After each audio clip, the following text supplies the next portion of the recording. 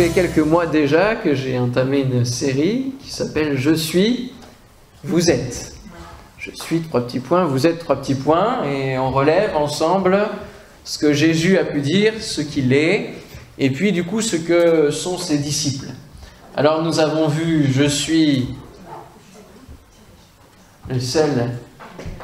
Enfin, je suis et donc vous êtes le sel de la terre. Je suis la lumière du monde, vous êtes la lumière du monde. Et ce soir, on va voir je suis le cep, vous êtes les sarments. Jean, évangile de Jean, chapitre 15, verset 1er. Vous avez vos Bibles? C'est une étude biblique. Donc, il vaut mieux avoir sa Bible avec soi. Ne serait-ce que pour entourer, surligner ou suivre la lecture, répondre aux questions que je vais vous poser, puisque c'est une étude biblique et nous allons étudier ensemble.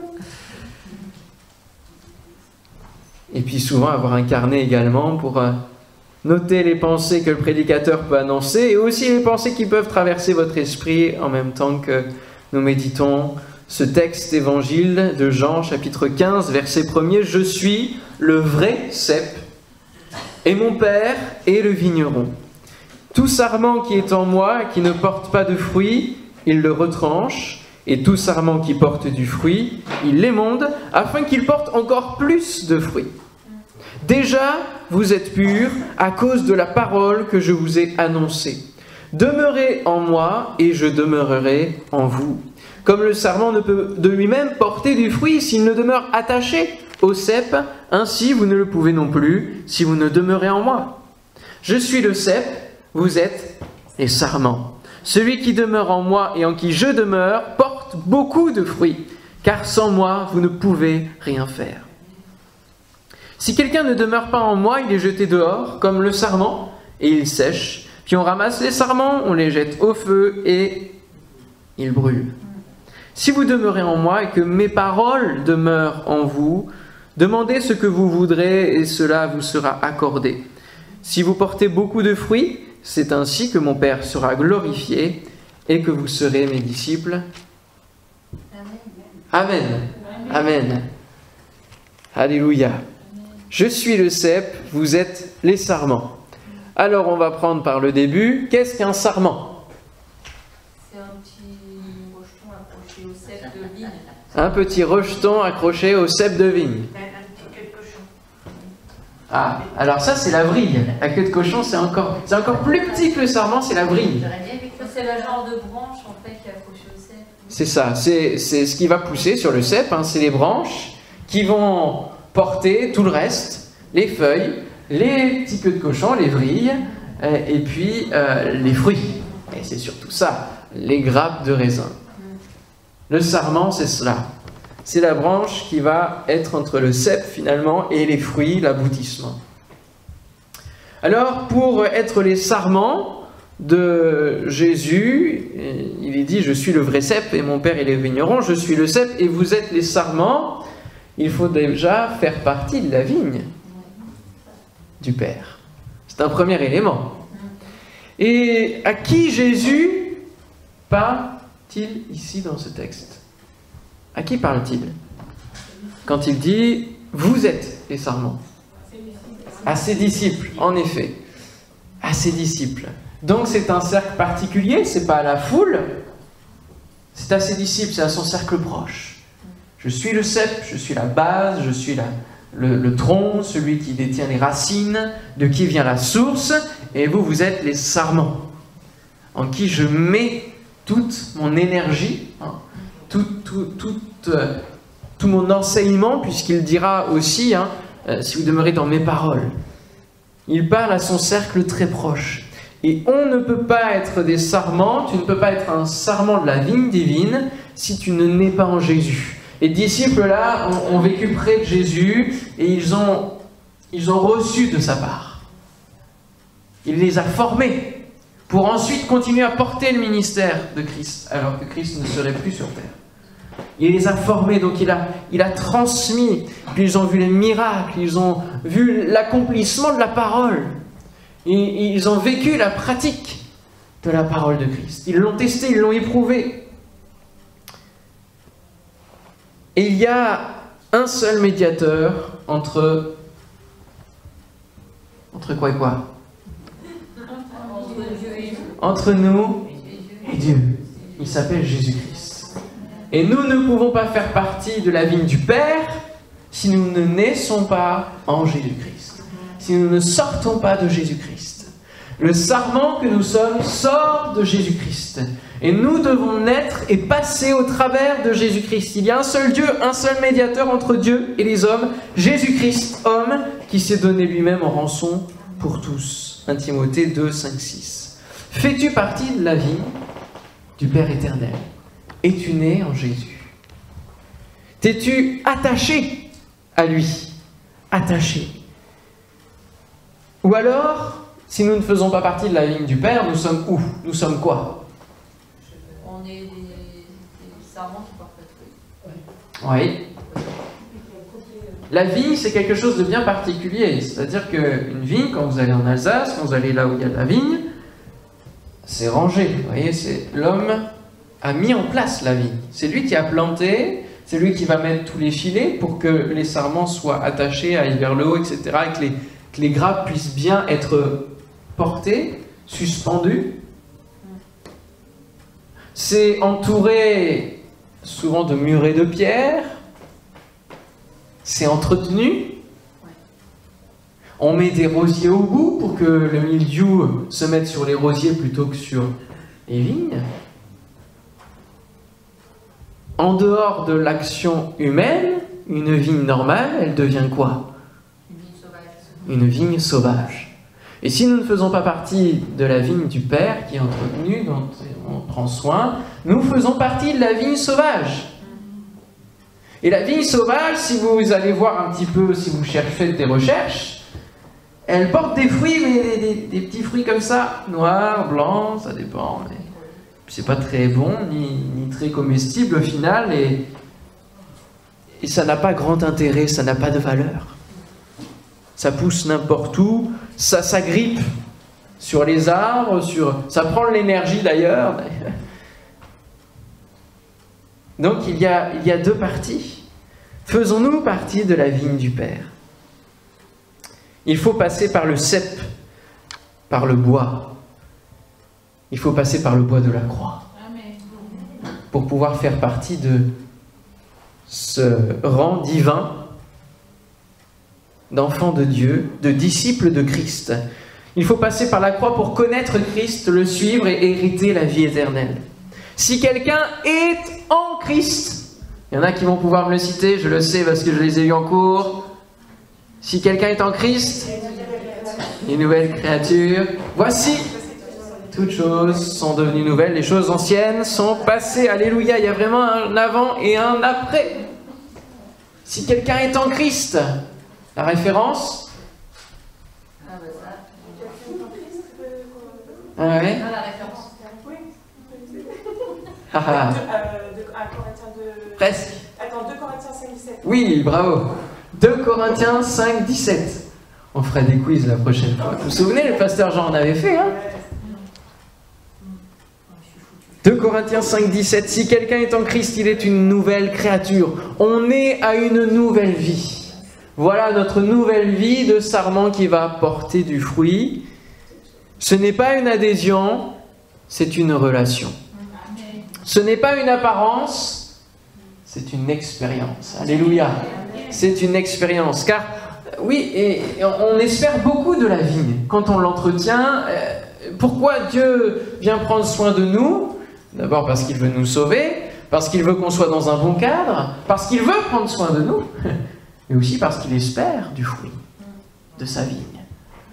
Donc, c'est pas le tout de naître en Christ, c'est pas le tout d'être un sarment. Le but, c'est de porter du fruit. Que veut dire porter du fruit? Verset 2. Tout sarment qui est en moi, qui ne porte pas de fruit, il le retranche, et tout sarment qui porte du fruit, il l'émonde afin qu'il porte encore plus de fruits. Ah oui, quelque chose d'important là. C'est pas fini. La vie chrétienne ne se résume pas à juste je suis un sarment sur un cep. Non. Quand on cherche dans la parole de Dieu et qu'on réfléchit aux fruits, on peut penser à deux moments, deux passages, deux textes qui nous font penser aux fruits. Allez, on y va. Qu'est-ce qui vous vient quand on vous dit le mot fruit? Le fruit de l'esprit. Je tiens à préciser le fruit de l'esprit. C'est un tout global. Et la grappe de raisin, elle tient sur une branche. Il y a plusieurs trucs, plusieurs raisins dessus, mais ça tient sur une branche. C'est le fruit de l'esprit. On ne choisit pas celui qu'on veut. Hein? C'est un et seul, et on doit le prendre en entier. Si je vous demandais de me les réciter. La tempérance. Tempérance. La bénédiction. Bénignité. Bonté. Ouais. La paix. L'amour, oui. La joie. La douceur. Ou la patience. La maîtrise de soi, on l'a dit. Et le dernier. Ouais. Il y en a un que j'ai dit, la patience. Du coup. Et la fidélité. Fidélité. Et ça se trouve dans quel passage? Galates 5, 22. Galates 5, 22, en effet. Ok. Il y a ce passage-là, donc c'est un tout. Et c'est bien de lire le fruit de l'esprit, et c'est bien de lire ce qu'il y a un petit peu avant. Ce qu'il y a un peu avant, ça s'appelle les œuvres de la chair. Vous avez mis en différence, là, par l'apôtre, le fruit de l'esprit et les œuvres de la chair. Et quand on lit l'un et l'autre, on se rend compte de la différence de ce qui se produit. Quand on reste dans la vigne sauvage, il y a les œuvres de la chair. Oui, il y a du fruit, mais c'est un fruit mauvais, c'est un fruit qui est nauséabond. Tandis que quand on est à la vie de Dieu, il y a le fruit de l'esprit. Et ça doit rayonner tout autour de nous. Amen? Tout autour de nous. Et celui qui nous inocule donc ces choses-là, ce caractère-là, c'est le Saint-Esprit, puisque c'est le fruit de l'Esprit. Et le Saint-Esprit, c'est comme un peu celui qui est l'agent qui va faire couler la sève entre le cep et le sarment. Deuxième passage auquel on peut penser en parlant du fruit.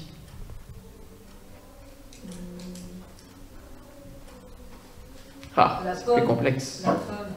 Alors, déjà, il n'y a pas de pomme, mais c'est pas grave. Le fruit, oui, qu'a mangé Adam et Ève. Un fruit défendu. On pense à la pomme, mais on ne sait pas si c'est une pomme.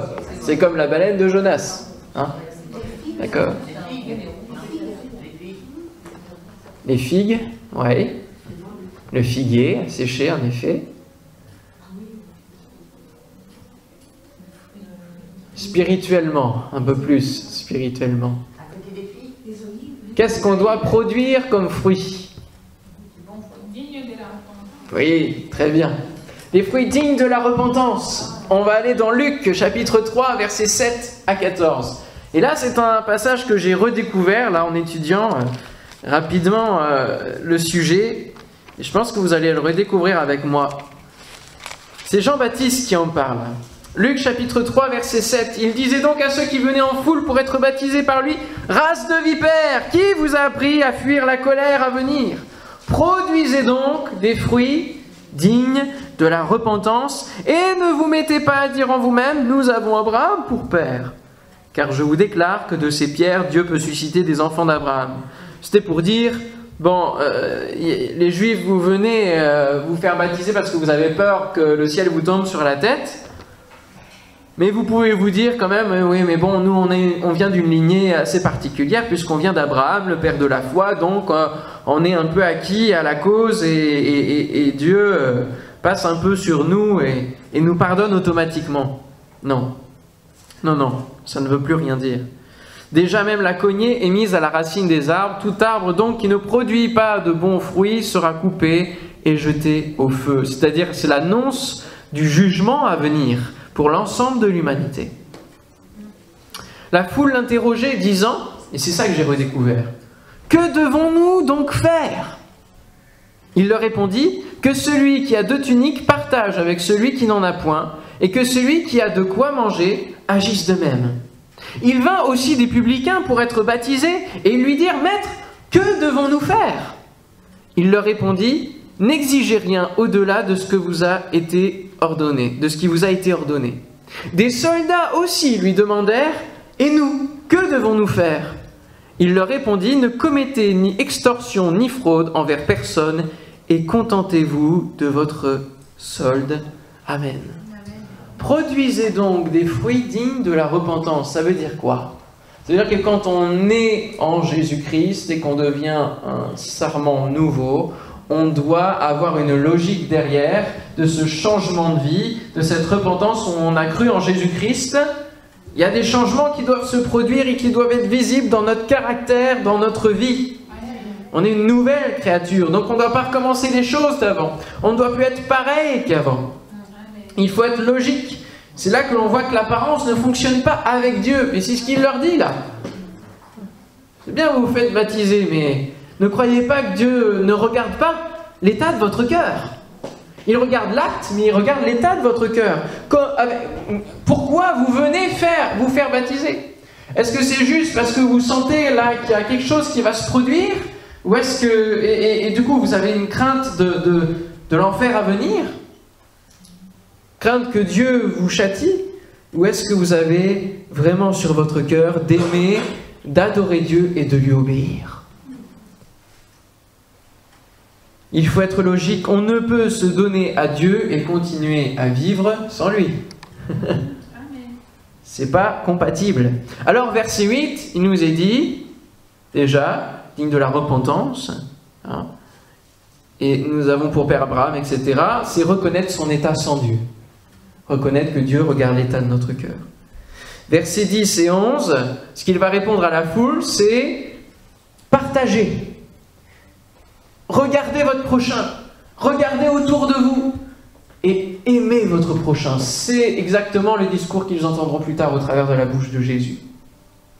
Aider notre prochain, ça c'est un autre fruit que nous devons développer dans notre vie. Alors que peut-être nous pensions à nous les autres fois, sans Dieu, nous pensions qu'à nous-mêmes, l'égoïsme était là bien présent. Là maintenant, le nouveau sarment va porter du fruit en aidant le prochain.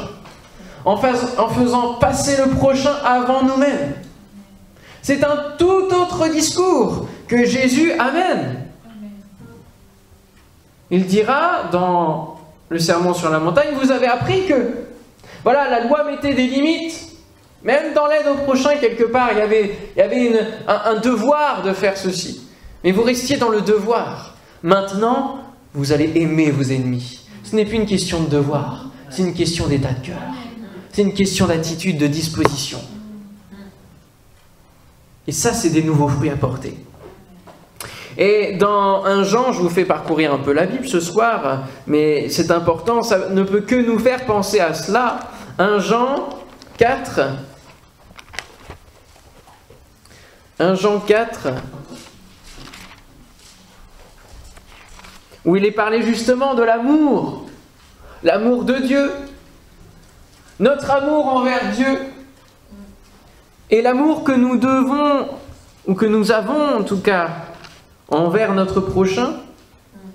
1 Jean 4, verset 16, il est dit « Nous avons connu l'amour que Dieu a pour nous et nous y avons cru. Dieu est amour. Et celui qui demeure dans l'amour demeure en Dieu. » Et on retrouve là la connexion avec Jean 15 dans le verbe « demeurer ». Tel il est, tel nous sommes aussi dans ce monde. Et oui, parce que tel il est le cep, tel nous sommes, nous ne pouvons pas être différents, nous avons le même ADN. C'est en cela que l'amour est parfait en nous. Pourquoi? Parce que c'est celui que Christ inocule dans nos vies, afin que nous ayons de l'assurance au jour du jugement. La crainte n'est pas dans l'amour, mais l'amour parfait bannit la crainte. Et nous portons du fruit non pas par crainte, par peur, par devoir, mais par amour. Car la crainte suppose un châtiment, et celui qui craint n'est pas parfait dans l'amour. Et oui, il n'aime pas vraiment, il exécute parce qu'il a peur. Pour nous, nous l'aimons parce qu'il nous a aimés le premier. Si quelqu'un dit « j'aime Dieu » et qu'il haïsse son frère, c'est un menteur. Ça, c'était les phrases qu'on étudiait en grec à l'école biblique. On refaisait tout le temps celle-là. C'est les phrases de 1 Jean. Car celui qui n'aime pas son frère qu'il voit, comment peut-il aimer Dieu qu'il ne voit pas? C'est très fort. Et nous avons de lui ce commandement, que celui qui aime Dieu aime aussi son frère. Donc nous comprenons que dans les fruits que nous avons apportés, nous ne pouvons pas échapper quelque part à l'amour du prochain, et ça fait partie de la relation avec Dieu, de notre relation avec Dieu, que d'être en souci de notre relation avec le prochain. Versets 12 et 13, je reviens à Luc 3, dans la suite des fruits. Lorsque les publicains vont aller voir Jésus, les publicains, c'est qui? Les publicains, ce sont les Romains qui sont détachés pour venir lever l'impôt, prélever l'impôt auprès des populations. Ils vont dire: que devons-nous faire? Il va leur répondre: ne demandez rien de plus que ce qui vous a été ordonné. C'est-à-dire, ne prélevez pas plus, comme il y a l'histoire, notamment de Zachée par exemple, qui va ponctionner un petit peu plus pour avoir une belle vie. Ça nous parle d'honnêteté. Et de produire des fruits dignes de la repentance, ça veut dire qu'il y a un changement dans l'attitude, dans l'honnêteté. C'est un élément tellement important dans l'intégrité de cœur. Pouvoir se regarder dans la glace, sans avoir honte, sans se dire là j'ai trafiqué. Et puis les soldats vont venir aussi. Ils vont dire: qu'est-ce qu'on doit faire? Quels sont les fruits que nous devons porter? Et Jean-Baptiste va leur dire: eh bien ne faites pas de fraude, ne faites pas de mal quelque part. Recherchez le bien. Soyez plutôt des protecteurs que des méchants tortionnaires. Faites le bien et puis contentez-vous. Ça aussi, c'est un fruit dont on parle peu finalement. Le contentement. Se contenter de l'état dans lequel nous sommes. Les soldats n'étaient pas forcément les plus aisés, n'avaient pas forcément des situations terribles. Mais là, Jean-Baptiste leur dit: mais contentez-vous du statut que vous avez. Finalement, c'est Dieu qui vous le permet. Tout cela, c'est concrètement les fruits que nous devons porter lorsque nous recevons en nous l'ADN divin qui est pur. Et c'est pour cela que Jésus dit dans Jean 15, je reviens à Jean 15, déjà vous êtes purs parce que je vous ai communiqué ma parole. Et la parole est une parole qui purifie, qui sanctifie. Sanctifie-les par ta parole est la vérité, Jean 17. Elle purifie, elle vient nettoyer ce qui est encore comme ci, comme ça en nous. Elle vient transformer notre être intérieur en profondeur, notre caractère, et cela se voit à l'extérieur. C'est comme le bifidus actif, n'est-ce pas? C'est bien pour l'intérieur et ça se voit à l'extérieur. Oui, c'est encore plus que cela, Christ. Christ en nous, l'espérance de la gloire. Waouh! Ça envoie quelque chose, ça rayonne. Ça rayonne. Et les fruits que nous portons rayonnent à l'extérieur. C'est l'entourage qui bénéficie de notre gentillesse. C'est nos collègues qui sont heureux de travailler à nos côtés et qui ne rechignent pas, mais au contraire qui parfois veulent peut-être plus travailler avec nous qu'avec d'autres. C'est ce que l'on souhaite. Maintenant, comment on le vit? Comment on le vit? Parce que ça, c'est ce qu'on souhaite. On voit maintenant les fruits qu'on doit porter, comment on le vit. Versets 4 et 5. « Demeurez en moi et je demeurerai en vous. Comme le sarment ne peut porter de lui-même du fruit, s'il ne demeure attaché au cep, ainsi vous ne le pouvez non plus, si vous ne demeurez en moi. Je suis le cep, vous êtes les sarments. Celui qui demeure en moi et en qui je demeure porte beaucoup de fruits, car sans moi vous ne pouvez rien faire. » C'est assez clair, et c'est répété même par Jésus dans ce passage, pour que l'on comprenne qu'il n'y a pas d'autre manière pour avoir une vie qui porte du fruit que d'être attaché au cep, que de demeurer en Jésus-Christ. Et ce verbe demeurer en grec c'est méno, et il fait référence à trois dimensions qui sont très intéressantes. Demeurer fait référence à un lieu. Quel est le lieu où vous allez demeurer en Christ? J'attends des réponses. Quel est le lieu où vous allez demeurer en Christ? L'Église est un endroit que l'on peut citer plus que l'Église. Au quotidien, pour demeurer au quotidien. Quel est le lieu?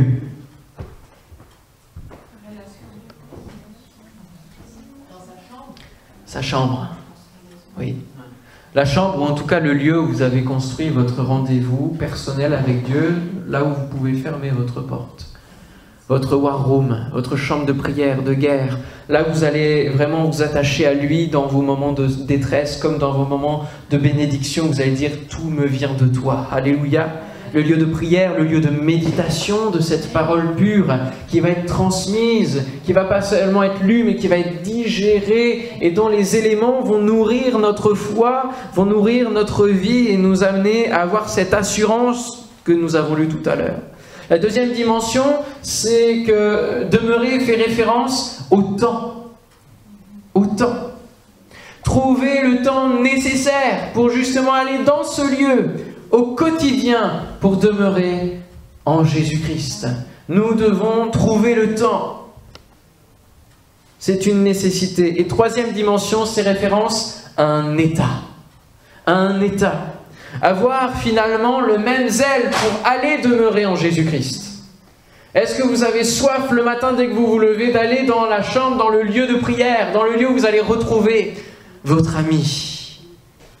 Cet ami qui est fidèle, qui est là, et dont nous parlerons une autre fois parce qu'il dit aussi à ses disciples, vous êtes mes amis, je ne vous appelle plus. C'est dans le même chapitre. Je ne vous appelle plus mes disciples, mais je vais plus loin, je vous appelle mes amis. Vous êtes mes amis.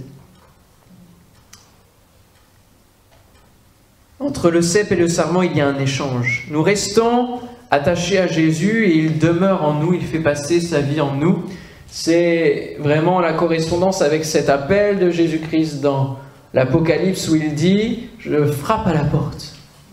Si quelqu'un entend ma voix et ouvre la porte, j'entrerai chez lui. Je souperai avec lui et lui avec moi. » Il y a cette correspondance-là. Hein? Il y a cette correspondance. Il nous donne l'énergie, la directive, le caractère, le goût futur du fruit. Tout vient de lui. Pourquoi? Parce que nous sommes son ouvrage, ayant été créés en Jésus-Christ pour de bonnes œuvres, pour de bons fruits, que Dieu a préparés d'avance, afin que nous les pratiquions. J'aime énormément ce verset. Et souvent dans ma vie, je dis, Seigneur, que je puisse toujours rentrer dans ces œuvres-là. Que je ne fasse pas d'autres choses qui sont futiles. D'autres choses qui n'ont pas d'impact réel dans les vies, dans les cœurs et dans ma propre vie, mais que je puisse rentrer dans ces œuvres et que je porte des bons fruits. Alléluia. Nous restons attachés fidèles, comme deux amis qui se voient régulièrement. Ne peut être appelé sarment que le rameau, le rejeton, qui est devenu ligneux. Ligneux, c'est l'adjectif qui correspond au bois, devenir du bois. Si tu n'es pas devenu un minimum solide, tu ne peux pas être appelé sarment. Tu es encore trop fragile. Tu peux être cassé, brisé. Tandis que le sarment, quand vous regardez, vous irez voir les vignes. Là, en ce moment, les sarments, ils sont en train d'être un petit peu coupés au bout des lignes pour être brûlés, faire des feux de cheminée, faire de la bonne cuisine au feu de sarment qui donne du goût. En dehors de cela, le sarment, il doit être un minimum solide et à la fois flexible. Quand vous prenez un sarment, vous essayez de le casser, vous ne pouvez pas. Il va faire un rond. Il va faire un rond. Donc il est quand même solide parce que c'est devenu du bois. Et ça fait appel à la parole de Dieu qui doit s'ancrer en nous. On doit avoir une solidité qui doit s'installer de plus en plus au travers de la parole que nous méditons au quotidien. Mais en même temps, nous devons rester flexibles, avoir une élasticité qui vient, elle, de notre disposition de cœur par rapport à la volonté du Père qui veut nous mettre dans telle situation pour que nous puissions grimper et produire du fruit. Et ça, c'est être malléable entre les mains du Père pour accomplir sa volonté avant la nôtre. Amen. Amen. Alors, soit on est émondé, soit on est retranché. Verset 6, si quelqu'un ne demeure pas en moi, il est jeté dehors, comme le sarment, et il sèche. Puis on ramasse les sarments, on les jette au feu, et ils brûlent. Puis le verset 2 nous disait presque la même chose. Tout sarment qui est en moi, qui ne porte pas de fruit, il le retranche. Tout sarment qui porte du fruit, il l'émonde, afin qu'il porte encore plus de fruits. Et cela nous appelle à travailler constamment notre salut. Amen. Amen. Travaillez à votre salut avec crainte et tremblement, nous dit l'apôtre. En effet, quand on réfléchit, le vigneron, il ne peut pas tirer sur le sarment pour qu'il pousse. Il ne peut pas tirer sur les feuilles, rien, non. Pour que ça grandisse, il ne peut pas faire apparaître les fruits. Qu'est-ce qu'il peut faire, le vigneron? Il peut juste réduire. Réduire. Mettre sur les filets. Je sais pas, ça doit avoir un nom particulier. Et puis, il peut juste réduire. Alors, soit il les monte, c'est-à-dire qu'il coupe un peu, pour que ça repousse encore et qu'il y ait du fruit qui arrive en abondance, encore plus que si on n'avait pas coupé. Soit il retranche, c'est-à-dire qu'il coupe complètement entre la jonction entre le cep et le sarment. Et il n'y a plus du tout de sarment. Donc soit il retire pour performer le sarment. Et ça fait penser à quoi? Les mondages dans notre vie. C'est les difficultés. Ouais, les épreuves. Les épreuves de nos vies qui sont permises par Dieu pour que nous puissions porter plus de fruits, pour que nous apprenions des leçons de vie et que les fruits puissent être mis au travers de gens que nous allons rencontrer, que nous allons pouvoir comprendre parce que nous avons vécu la même chose qu'eux et que nous allons pouvoir accompagner et porter des fruits dans leur vie par notre propre expérience. On peut se dire, mais Seigneur, moi je porte beaucoup de fruits. Pourquoi j'ai des épreuves? Seigneur, je te sers. Pourquoi j'ai des épreuves? Seigneur, je suis fidèle. Pourquoi j'ai des épreuves? Et sa réponse, oui, c'est cela. C'est moi qui permets. Parce que j'ai des objectifs encore plus grands de productivité. Amen. Pas toujours facile à comprendre et à visualiser quand nous sommes au cœur de l'épreuve, mais pensons à cela. Pensons à cette parole. Et pensons surtout à Jésus, qui alors qu'il portait énormément de fruits sur cette terre, qu'il bénissait et faisait du bien tout autour de lui, a été retranché de la terre des hommes, a été émondé, afin de porter encore plus de fruits, alléluia, parce qu'il est ressuscité, amen, il est ressuscité. Quelle grande merveille que de lire ces paroles au moment même où il vient de prendre la Sainte Seine avec ses disciples. Il est à la veille de la croix. Là où le vin qu'ils vont boire va représenter le sang.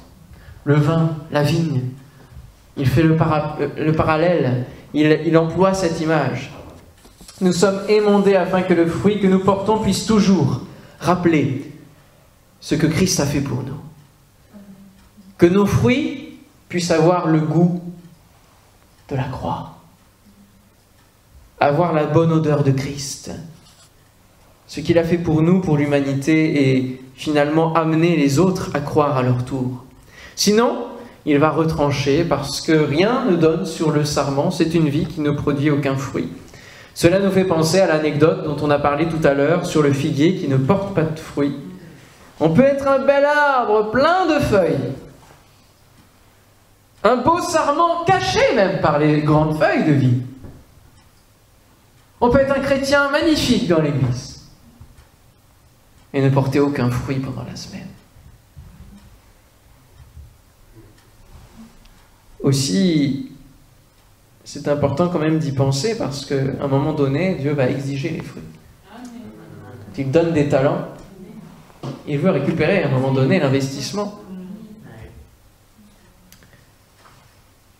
Viens, bon et fidèle serviteur, entre dans la joie de ton maître. Quels fruits apporterons-nous au Seigneur lorsqu'il viendra nous chercher? Qu'est-ce qu'il y aura dans nos mains, dans nos corbeilles, comme offrande de nos vies? En conclusion, si vous demeurez en moi et que mes paroles demeurent en vous, demandez ce que vous voudrez. Ça, c'est super. Demandez ce que vous voudrez et cela vous sera accordé. Si vous portez beaucoup de fruits, c'est ainsi que mon Père sera glorifié, que vous serez mes disciples. C'est très simple. Si on est en connexion avec le cep, il y a la vie qui passe. Donc, nos besoins, eh bien, ils passent aussi, ils sont exaucés. Amen. Selon ce dont nous avons besoin. Mais c'est le cep qui sait ce dont le sarment a besoin. Et donc, il va envoyer que ce qui est nécessaire. Donc, s'il ne répond pas, s'il n'exauce pas, ça veut dire que ce n'est pas nécessaire. Amen. Et s'il exauce, ça veut dire qu'on a prié selon aussi sa volonté et ce dont nous avons besoin. N'oublions pas que nous ne sommes que des sarments, pas autre chose. Et donc la gloire, elle est pour le vigneron. C'est de lui dont on va dire il a bien entretenu sa vigne. Il a bien pris soin de sa vigne.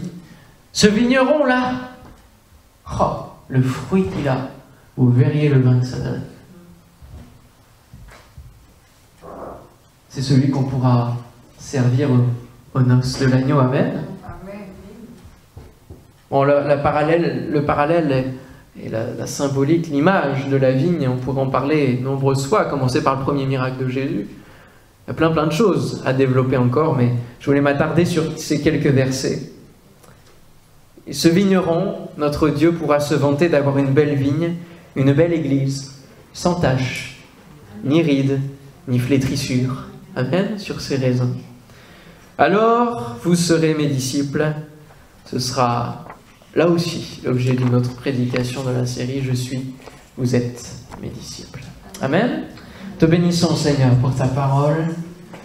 C'est tellement bon que de la méditer. C'est comme manger une grappe de raisin. Tout le jus qui s'en extrait dès lors que nous posons nos regards sur ces mots, sur la construction, sur l'endroit, le lieu, le contexte. Nous voyons que tout est connecté dans la parole. Et que nous ne pouvons rien retrancher, qu'aucun iota ne peut être enlevé, parce que sinon ça déconstruit tout. Parce que c'est une construction merveilleuse que ta parole, et cette parole vient nous enrichir encore ce soir. Et je te prie, Seigneur, qu'elle puisse s'imprimer dans nos cœurs.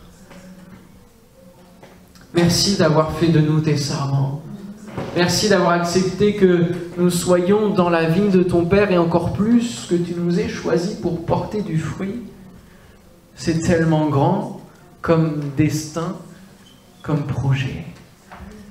Nous te bénissons, Seigneur, et que toute la gloire te revienne. Donne-nous de porter du fruit, digne de la repentance. Donne-nous de porter encore plus le fruit de l'Esprit, Seigneur mon Dieu.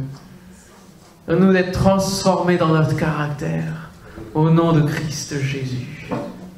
Amen. Amen. Amen.